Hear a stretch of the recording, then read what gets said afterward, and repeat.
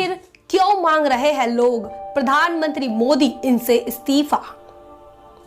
आखिर क्या बात है कि प्रधानमंत्री मोदी इनकी लोकप्रियता इतनी कम हो गई है? जी हाँ दोस्तों, जय भीम। मैं हूं इंजीनियर स्नेहा और आप देख रहे हैं द थिंक। जैसा कि आप जानते हैं कि सोशल मीडिया ही अपना मीडिया है।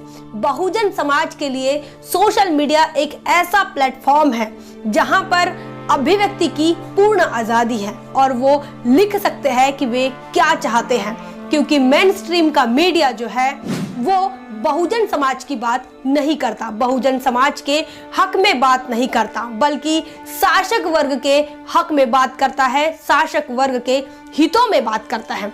और इसीलिए बहुजन समाज के लोग अपनी बात अक्सर सोशल मीडिया के माध्यम से इस देश के जन जन तक और घर घर तक पहुंचाने का काम कर रहे हैं। और वहीं ट्विटर हो या फेसबुक हो, वहां पर एक बात बड़े जोरों शोरों से चर्चा में है।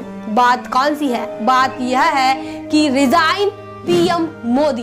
वो पीएम मोदी से रिजाइन मांग रहे हैं, वो उनसे इस्तीफे की मांग कर रहे हैं। आखिर ऐसा क्यों कर रहे हैं?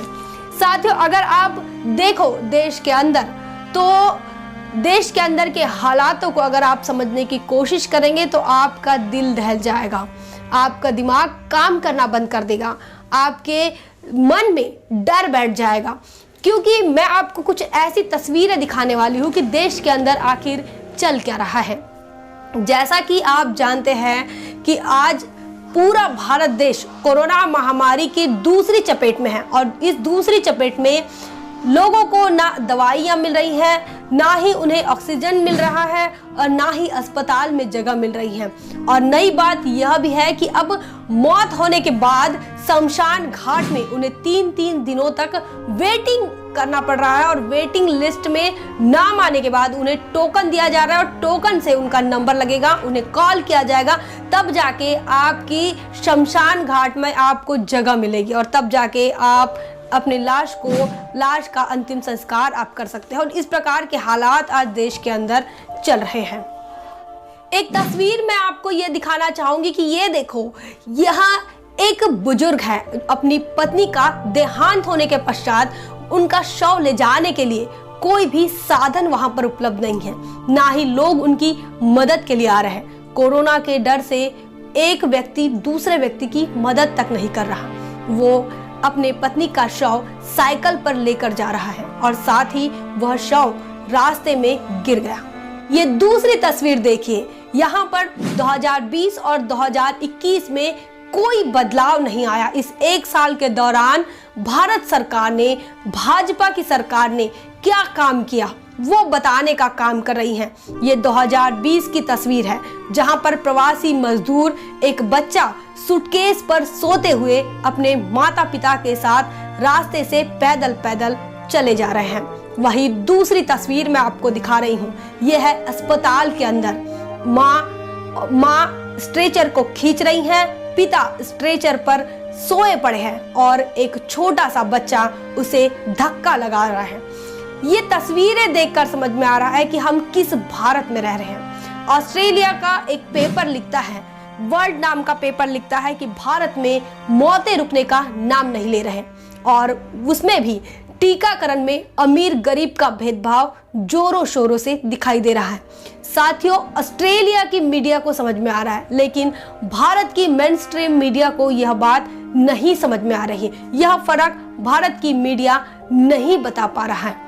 सोशल मीडिया से खबरें यह भी आ रही है कि रिजाइन पीएम मोदी, यह हैशटैग ट्विटर पर बड़े जोरों शोरों से चल रहा है, लेकिन फेसबुक ने उसे ब्लॉक कर दिया है। और इस बात को ध्यान में रखते हुए फेसबुक के संचालक इन्हें फासिस्टवादी भी कहा गया है।